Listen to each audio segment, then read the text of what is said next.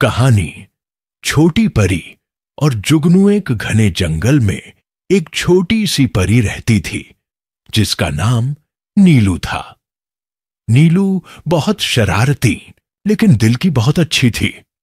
उसे रंग बिरंगे फूलों से खेलना, तितलियों के साथ दौड़ लगाना और पेड़ों पर बैठकर गाना गाना बहुत पसंद था। एक रात जब आसमान में बादल छा गए थे और चांद छुप गया था, नीलू रास्ता भटक गई। हर तरफ अंधेरा हो गया और नीलू बहुत घबरा गई। तभी एक जुगनू उसके पास आया। जुगनू की रोशनी छोटी सी थी लेकिन बहुत प्यारी। नीलू ने कहा, ए जुगनू, क्या तुम मेरी मदद कर सकते हो? जुगनू मुस्कुराया और बोला, जरूर, आओ मेरी रोशनी का पीछा करो। जुगनू आगे आगे उड़ता रहा और नीलू उसके पीछे पीछे चलती रही।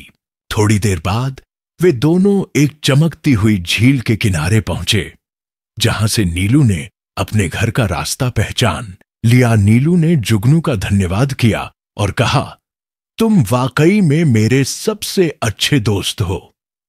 तब से नीलू और जुगनू हमेशा साथ रहने लगे और जंगल में उनकी दोस्ती की मिसाल दी जाने लगी।